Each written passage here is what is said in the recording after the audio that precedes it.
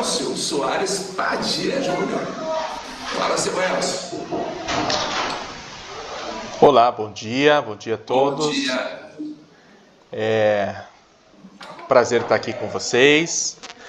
Essa manhã aqui bastante agradável e falando sobre formação de professores, que me agrada bastante.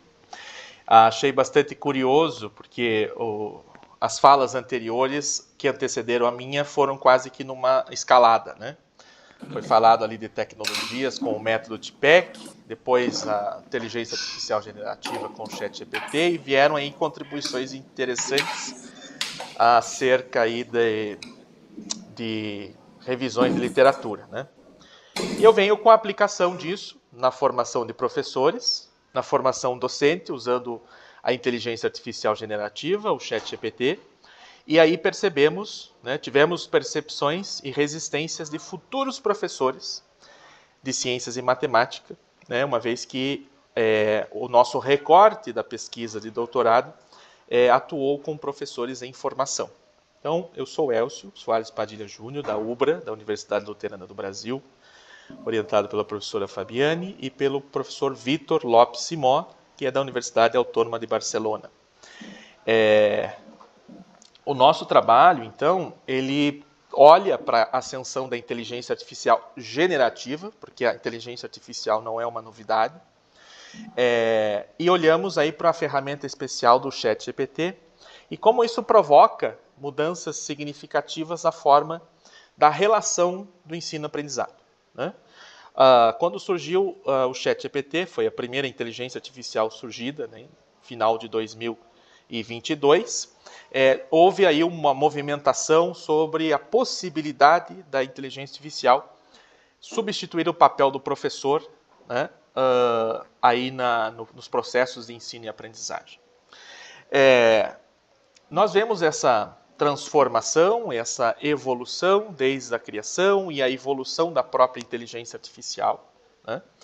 Entendemos que o professor não é um sujeito que tende a ser substituído pela inteligência artificial generativa, porém, a formação docente é um ponto-chave no desenvolvimento de competências e habilidades para o professor. E não trata-se de uma formação que vai preparar habilidades técnicas de inteligência artificial, sobremaneira. Mas são habilidades de uso, de pensamento crítico e das possibilidades que essa ferramenta pode trazer para o trabalho do professor em termos de usabilidade, de apoio em criatividade, em situações de planejamento de aula, em uso com os estudantes, para que os próprios estudantes entendam os vieses, os conceitos de ética envolvendo o uso da inteligência artificial, enfim. Entendemos o papel da formação nesse sentido, né? Temos aí problemas em relação, e foi citado em pesquisas anteriores, inclusive apresentadas hoje, relacionados ao receio que os professores têm do uso de tecnologia digital, né? As tecnologias emergentes, inclusive o nosso referencial teórico trata bastante disso, né? O ponto-chave é como promover uma compreensão ética e reflexiva do uso da inteligência artificial generativa em sala de aula. No nosso caso, no ensino de ciências e matemática. O objetivo geral da nossa pesquisa, que está em andamento, que é um recorte dela, é investigar o impacto da formação prática da inteligência artificial generativa para futuros professores de ciências e matemática. Então, essa parte da investigação tem esse objetivo. A nossa questão norteadora trata de como a formação que realizamos com esses professores impacta suas percepções pedagógicas, éticas e os padrões de uso que esses futuros professores têm, especificamente nas áreas de ciências e matemática. A nossa base teórica é a teoria de difusão de inovação, que é de um teórico chamado Everett Rogers, que desenvolveu isso lá no final dos anos 60. E traz para nós um arcabouço para a gente entender como é que uma inovação, e aí a IAG, pode ser incorporada pelo nosso público, que são professores, né? Essa teoria trata de alguns fatores que são determinantes para o processo de adoção, onde, por exemplo, na vantagem relativa, aquele adotante precisa entender a percepção dos benefícios da inovação, a compatibilidade com seus valores e com recursos que utilizava até então, ou utiliza até então, uma complexidade, e isso que diz respeito da facilidade do uso e a compreensão que ele tem, que ele consegue enxergar para aquele uso, para a sua prática pessoal, ou no nosso caso profissional, a possibilidade de experimentação, então testar as possibilidades de uso e como é que ele pode adaptar isso para a sua realidade, e visualizar os resultados, né? Então, a nossa base teórica tá baseada nessa teoria e que isso nós aplicamos na nossa formação e na análise dos nossos dados, né? Então, o contexto de formação de professores, pretendemos compreender como esses fatores determinantes de adoção, eles são essenciais para planejar as intervenções no sentido da adoção inicial e de como ocorre a difusão da inovação entre os pares também. E além do mais, não só o uso, né? Não só o uso pelo uso, mas um uso qualificado dessa tecnologia, né? Dessa inovação, que no nosso caso é uma tecnologia digital, né? Também trazemos aí o modelo TPEC para a nossa investigação da competência digital docente, né? Que é uma necessidade de articulação entre os saberes pedagógicos, tecnológicos e de conteúdo. Então, o professor entender o papel dele nesse processo e ele usar a inteligência artificial generativa dentro do seu processo de mediação da aprendizagem, inclusive orientando os estudantes para que tenham usos éticos e seguros da inteligência artificial, né? Não se trata de uma colonização algorítmica, né? A gente não quer reduzir o papel da formação docente a utilizar recursos ou a saber como aperta um botão. Não. Porém, a necessidade, inclusive, da inteligência artificial na geração de prompts estar em fazer as melhores perguntas para obter as melhores respostas. Partimos desse princípio quando nós entendemos na nossa investigação que essa transformação do papel do ensino e aprendizagem, ela está mais pautada atualmente nas respostas, ou melhor, nas perguntas do que nas respostas. E isso a inteligência artificial pode nos ajudar a desenvolver essas habilidades quando eu estou preparado a fazer melhores perguntas para obter as melhores saídas desse recurso. Então, por isso, não o uso pelo uso. Temos desafios, obviamente, porque a inteligência artificial generativa apresenta vieses de ordem ideológica, de ordem social, de ordem econômica, de ordem racial, de gênero. Isso é observado e reconhecido, por exemplo, no caso do ChatGPT, reconhecido pela própria OpenAI, onde ele gera determinadas saídas se o ChatGPT entende que quem está interagindo com ele é uma mulher. E determinadas saídas quando o ChatGPT entende que quem está interagindo com ele é um homem. Então, tem vários desses vieses e nós levamos isso para a formação de professores também, né? Precisamos de uma necessidade de experiência formativa, incluindo a articulação entre prática e reflexão crítica. Então, como é possível desenvolver o pensamento crítico a partir do uso da inteligência artificial generativa, né? E a constituição do saber docente não se faz apenas pelo acúmulo de conteúdos, mas por meio da experiência reflexiva e do confronto com práticas reais. E aqui a gente traz um autor clássico da formação de professores, que é Tardif. Olhamos também para esses processos de formação de professores e como isso, na teoria, pode contribuir para a nossa investigação, né? Mas partindo para a nossa investigação e como nós a desenvolvemos, nós temos aí a caracterização da pesquisa, fizemos uma abordagem quantitativa, descritiva e aplicada, com base em Flick e Gil. Usamos como referencial teórico, e estamos usando na pesquisa, né, esse é só um recorte, a teoria de difusão de inovações, e tivemos a participação nessa fase da pesquisa de 183 estudantes do curso de graduação em educação primária, que foi realizado na Universidade Autônoma de Barcelona, com estudantes em formação inicial, né? O curso de educação primária prepara os professores para os anos, o que nós entendemos por anos iniciais, né? Então, diferentemente do Brasil, que a pedagogia que tem esse papel, né, até complementarmente o curso de magistério de formação de professores de nível médio, lá, e daí o modelo da comunidade europeia, o curso de pedagogia que existe, mas não te prepara como uma licenciatura para você dar aulas, mas daí tem o curso de graduação em educação infantil e o curso de graduação em educação primária. E foi esse curso que nós trabalhamos dentro das disciplinas de ensino e aprendizagem do conhecimento natural, social e cultural, que abrange os conteúdos de ciências naturais, e a disciplina de matemática para compreender o mundo. Então, são disciplinas totalmente aplicadas dos conceitos de ciências e matemática. Né? E esse trabalho foi realizado entre abril e maio de 2024, com workshops presenciais de 2 horas cada, com 5 turmas que tínhamos disponíveis lá na universidade. Né? Nós fizemos uma coleta de dados com questionários antes da formação e depois da formação para a gente fazer essa verificação justamente das percepções prévias e das percepções posteriores. Né?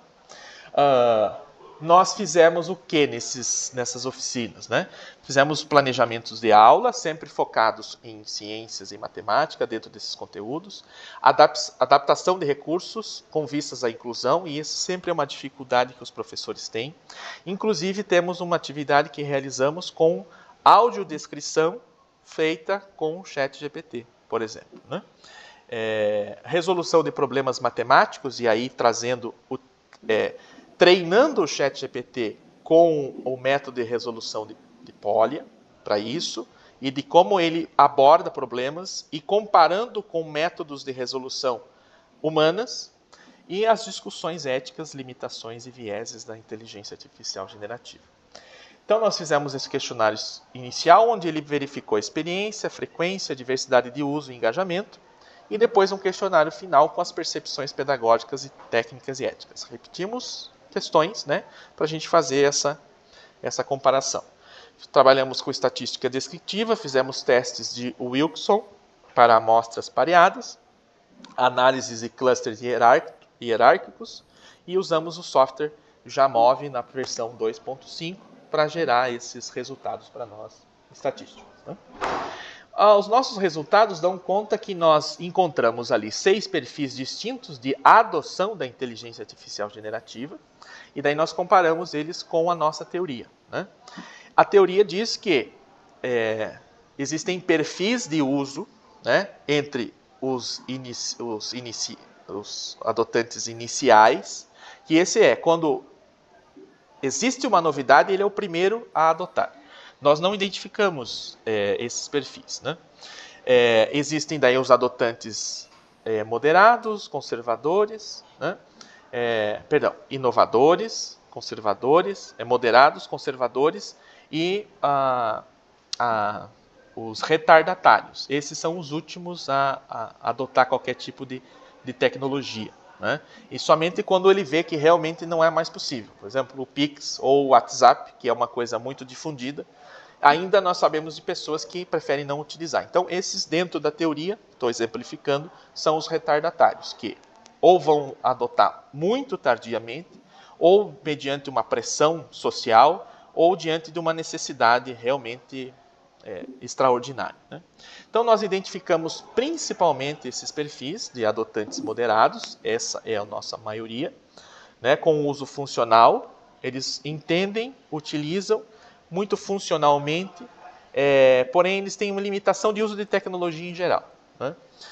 Os usuários conservadores, esses têm baixa interação com a inteligência artificial e têm muitos preconceitos com ela, né? E utilizando inclusive os discursos, né, de que isso não serve, ou que isso é um risco, ou que isso vai nos substituir.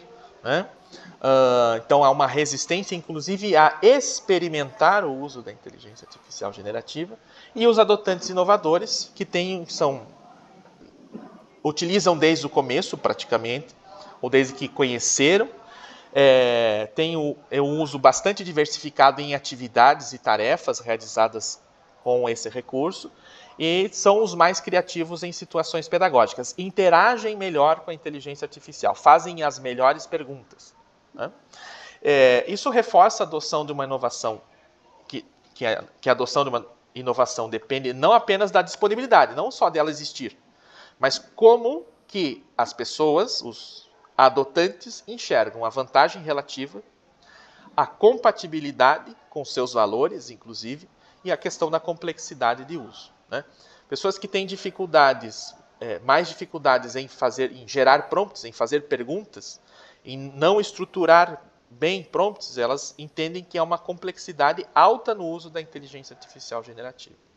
Pessoas que acreditam que na matemática isso vai causar uma dependência tecnológica e que vai prejudicar a cognição dos estudantes, isso tem a ver com a compatibilidade ou a incompatibilidade do recurso com seus valores, né? Então isso nós observamos nos resultados da investigação. Nós tivemos ganhos identificados, né? E o principal deles foi a questão ética, e eles compreenderem a importância de usar e como usar isso num contexto ético, sobre os vieses, os riscos, as limitações, os erros que ela promove, né? Isso é uma compreensão, tivemos um aumento dessa percepção, é bastante significativo. Mas também, por outro lado, entenderam mais o funcionamento da inteligência artificial generativa, uma compreensão técnica de como produzir melhores prompts, de como ter os melhores resultados, né? E também a confiança de formular comandos adequados, também relacionado à construção de prompts. Houve um impacto aí diferenciado por perfil, né? Como aqueles com menor familiaridade tecnológica, eles tiveram mais avanços nas questões de ética, limitações e impacto. E os inovadores apresentam menor variação nesses índices, né? Entendendo aí um possível teto de desenvolvimento no curto intervalo de formação. Ainda temos um escopo de uso restrito, né?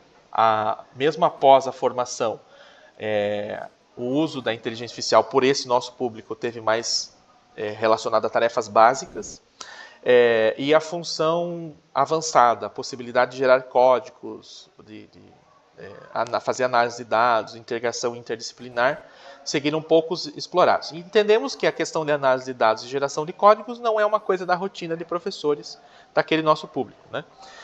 E a questão de integração interdisciplinar depende de uma visão que eles tenham sobre interdisciplinaridade, né? E a resistência persistente dos perfis mais conservadores, que é a questão do ceticismo, né? Inclusive para fins docentes, inclusive no papel que ele pode desempenhar na educação, no ensino, etc. Então, para nós temos a evidência que a competência digital docente deve integrar esses saberes e não apenas o domínio técnico. Então não é só saber usar, alguns até apresentam habilidade de uso de tecnologia, alguns. Mas precisa estar relacionado com a compreensão que ele tem daquela importância daquele recurso para ele, né? Então a nossa pesquisa demonstrou aí que a formação ela foi capaz de ampliar a confiança, compreensão ética e intencionalidade pedagógica dos participantes, né? E isso vai de encontro aí à teoria de difusão de inovação. Temos as contribuições de evolução ética, de aumento da autoeficácia, né? Havendo aí uma maior confiança no uso pedagógico, e a identificação de perfis que podem nos ajudar a definir formações específicas para grupos conforme os perfis, né, que nós identificamos. Então, as limitações que nós identificamos evidenciam o uso responsável e transformador da IAG, que isso requer processos contínuos de formação. E para isso, obviamente, nós nos baseamos em Tardif, que traz muito disso, e dentro do processo, como nós temos teoria de difusão de inovação, não basta só a adoção, também precisa haver a difusão. Entendemos que esses processos contínuos acontecem linearmente entre os pares nos processos, né, nos processos contínuos de formação entre esses colegas, que possam difundir o uso. Então, alguém usa, deu certo, funcionou, ele vai difundir entre os colegas, vai ajudar colegas, vai ensinar colegas. Então, dentro desse processo linear de formação de professores, né? As nossas perspectivas, aí um aprofundamento a partir de abordagens qualitativas. Então, uma segunda fase da pesquisa, nós reunimos uma amostra dessa e conversarmos, fazemos a entrevista com essas pessoas para fazer essas comparações, para entender os seus contextos institucionais, o seu acesso à tecnologia, seus contextos econômicos, políticos, né? E aí a gente ter uma educação científica reflexiva, inclusiva e socialmente comprometida. As referências do nosso trabalho, que estão aqui apresentados no trabalho desse evento, e em construção constante, obviamente. Tá? Agradeço aos colegas que ouviram, agradeço à universidade que prontamente nos recebeu, e estou aí aberto a participações, dúvidas, perguntas, o que for necessário. Bom, primeiramente, obrigado, Elcio. E, cara, tem coisas que eu sou muito fã, né, cara? E uma delas é exatamente eu gosto de pesquisa quantitativa, né? Acho que deu para notar desde o início aí que o meu foco é quantitativo. Né? Quando tu falaste ali que tu aplicou, né, o processo e dele tu teve resultado, o pré-teste e o pós-teste, para mim isso é fundamental, porque às vezes a gente aplica e não sabe que resultado deu, sabe? E quando tu aplica o pré-teste e o pós-teste, tu sabe que resultado deu, entendeu? Então, se ele foi legal, o teste estatístico ele vai ter que dizer que foi legal. Se ele não foi legal, ele vai dizer que não foi legal, ponto final. Tem muita gente que fica pensando que teste estatístico sempre tem que dar tu deve ter trabalhado com P, né? O P significativo, papapá. Cara, tudo é resposta. Por que tudo, se eu tomar um medicamento, ele vai me dar certeza absoluta que eu vou melhorar? Pode ser que não. Esse medicamento não pode ser colocado de repente para ti, para aquele problema, entendeu? Ou agora a gente vai trazer para o ChatGPT, podia ter dado que não houve um ganho significativo, sabe? E pronto, é uma conclusão. O meu trabalho está ruim porque o P deu não significativo. Cara, é uma resposta. Tu usaste ali o Jamov, eu uso o SPSS aqui, mas o Jamov é muito parecido. O Jamov é um software livre, né? Um software legal trabalhar. Tu usaste um teste, um teste, tu fez um pareamento, né? Que é um teste pareado, o Will Coxon no caso, né? Tu usaste aí. Então assim, cara, quando eu vejo, né, na área da educação, tá?